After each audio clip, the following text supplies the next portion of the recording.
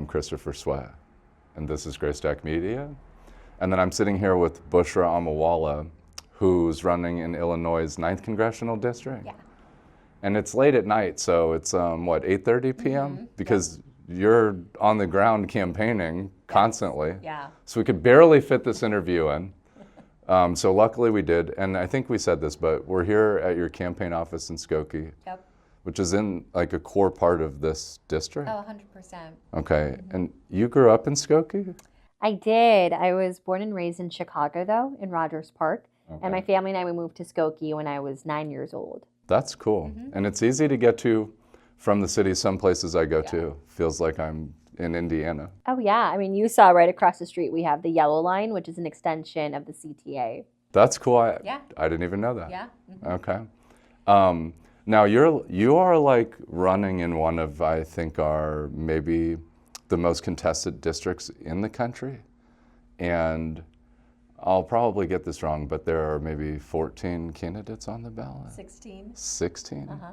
And the ballots are going to go out, I think today is February 3rd. Uh-huh. So the ballots are going to go out in less than 48 hours by mail. Yes. And so we're nearing the end of this primary cycle, which will wrap on March 17th. Now, obviously, like, there's a lot of things that led up to this point for you, running for Congress in Illinois' 9th district, but you got an early start in politics, if I'm not mistaken. Yeah, I did. Definitely earlier than most people. For me, I was a senior in high school when Donald Trump was running to be president for the first time. And back then, his platform was Islamophobia, xenophobia, and racism. Now he talks about the economy, so there's a bit more substance to that. So for me, I felt like it's impossible to imagine yourself in a space where there isn't someone who already looks like you represented.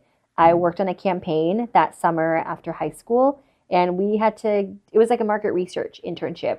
We were going door to door asking various registered Republican voters a series of 5 questions, which then later that senator would shape his policy and stances around. Interesting. Do you want to know what the first question on that list was? What was it? It was on a scale of 1 to 10. How fearful are you of an Islamic terror attack on U.S. soil? Oh, no. And you asked that in Illinois? I asked that 3 miles from here in Glenview, Illinois. To Republican voters? Yes. In 2016? Yes. Okay. And what did you find out? And people would say 10. Oh, my Very goodness. fearful. And me standing on their front porch wasn't helping, by the way. Okay. And I mean, I wrapped up that internship. I started my freshman year at DePaul University, and I got a phone call from the head field director for the Glenview office. He said, "Bushra, you got the most survey results."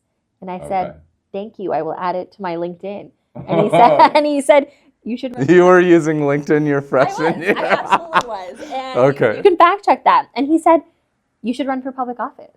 And I said, Okay. "I'm 18. And he said, "You should think about it." And I did. And 3 months into Trump being inaugurated as our president, I ran for the Cook County Board of Commissioners against a 16-year Democratic incumbent. And I was 19 years old at the time. That is so fascinating. And now, you didn't win that first race, but you would go on to run again quickly after that? So on election night, I cried. And I would have cried too. Hold on, I cried on election night. This was 10 years ago we're talking about. So. Yeah. 10 years ago, cried on election night when I lost. It was the 2018 primary I cried because cycle. Trump won. This is after that. Okay. It was the 2018 primary cycle. Okay. And there was a news reporter that day who said, "Will you run for public office again?" Literally as I'm crying. And I said, "No, like, why would I? The people didn't want me." And there was someone watching that news segment that day who called me first thing the next morning. They said, "Bushra, you registered thousands of people to vote for the very first time." We had historical voter turnout because my name was on the ballot. 4,400 net new voters to be exact. That's cool. Yeah. That doesn't happen very often. Agreed. And that person said, "You have to run again. This time I will support you. Okay. Just don't run against me." Okay. And it was my former opponent, the 16-year Democratic incumbent who wrote me my first check. Wow. The person that you ran against for the commission, Yep. Was it Cook County? Cook County Commission. Yeah. Okay. He's the one who wrote me my first check and encouraged and inspired me to run for office again.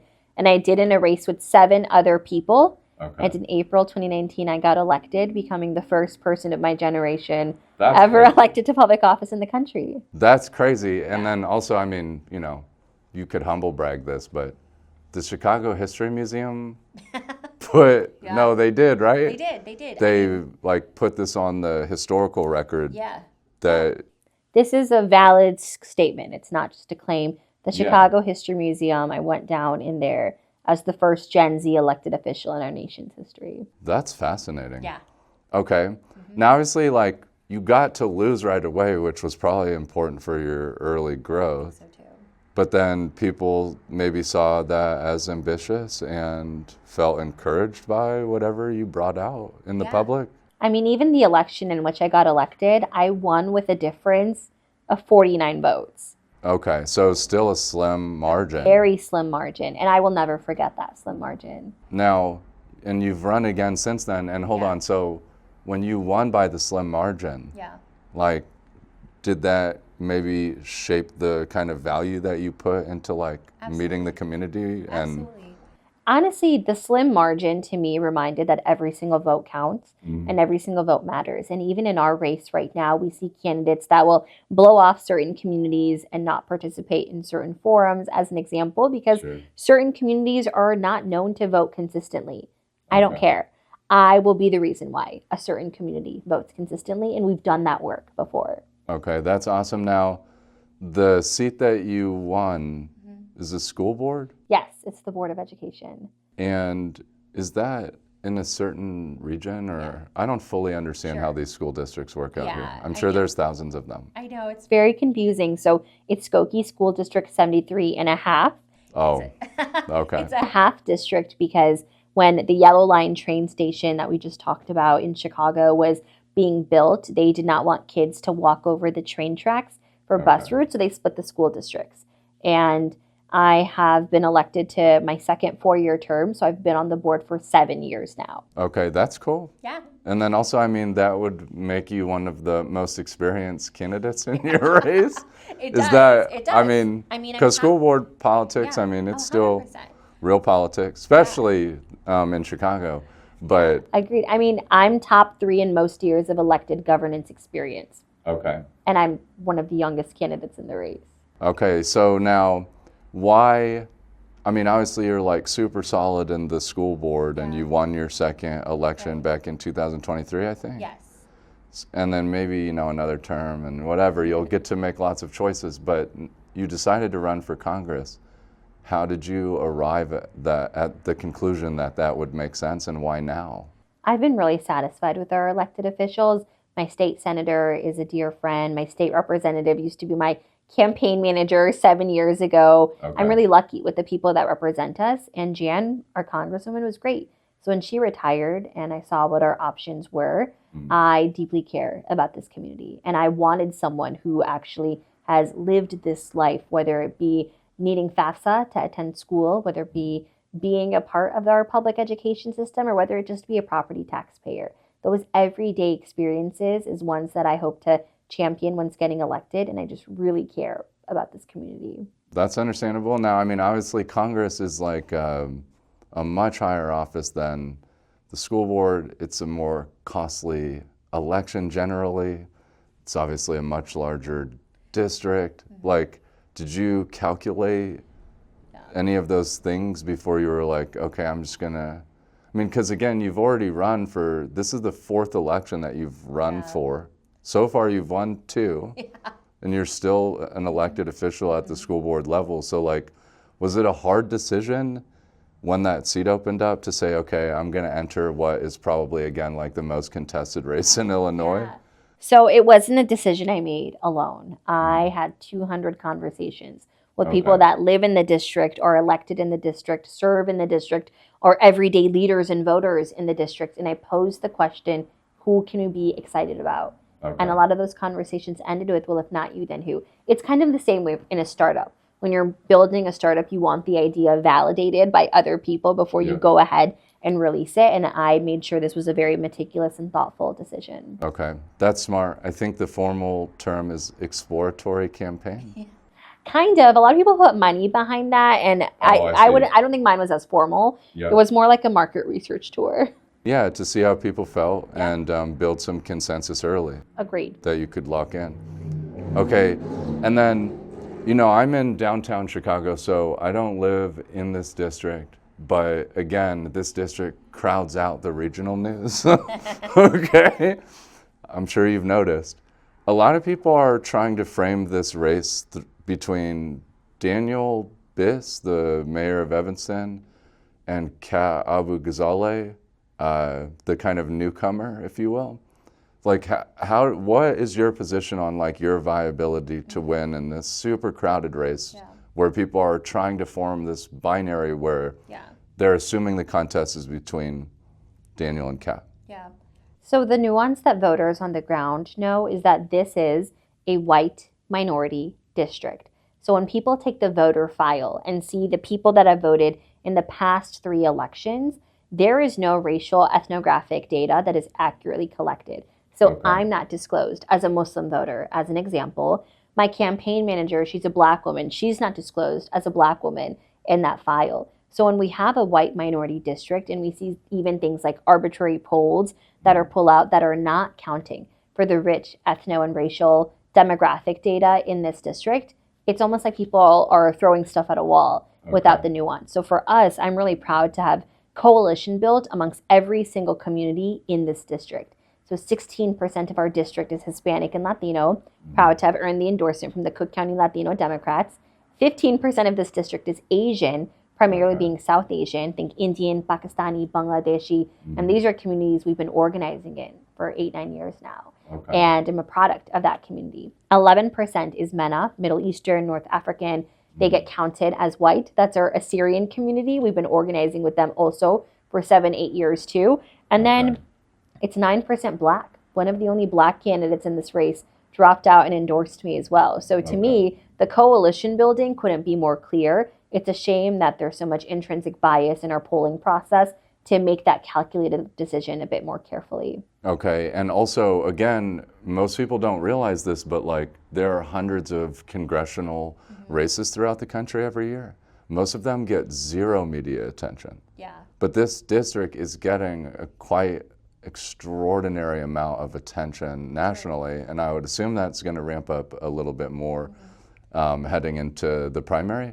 So it sounds like one of the detachments in the media conversation is it's not really connecting the dots with the local community. Is that fair to say? Like maybe you're saying that you're more connected to the local community than the way the media is framing the race? I think people who write for publications, their goal is to increase readership and viewership. And I agree, this is a crowded primary. There's someone for everyone, and it's a really fascinating race to watch from a 50,000 foot view. But I am on the ground and I am not here for the clicks and what makes a better story. It might be a bit more boring and business as usual every day on the ground too. So I think that's the perspective that folks that might have a journalistic hat on a race like this be coming from. Okay. And again, anything that makes it to a national platform is going to be distorted. You know, I totally agree, because when I was first running for office back in 2017, every single article said Muslim teenager running for office because Donald Trump is president. And that is not why I was running for office, but I shared the story about the way Islamophobia came up my very early time since the inception of me being involved in this space. So again, a story like that just read better. And I think that's why I take national media with a huge grain of salt. Okay, now, what are like some of the common things that you're hearing as you're talking to voters in various communities? And then maybe the boring question, how does that tie into your platform? Okay. So the same top 3 things I say, regardless of who's in the room, regardless of what forum, capacity, house party, meet and greet event that we are participating in, I talk about healthcare, immigration, and education. And those are the top 3 things that I've heard at most doors in some fashion or vacuum. All 3 of those tenets, by the way, are what's causing the unaffordability crisis that our country is in right now. Let's talk about immigration for one quick second. I mean, we just signed a $7.5 billion multi-year funding bill for ICE. Yep. That's an affordability issue. Medicare for all, we have private insurance that is a for-profit middleman between our healthcare, and we have private hospitals that work with our pharmaceutical benefit managers that private off of the drugs that people need for care. And then you have education.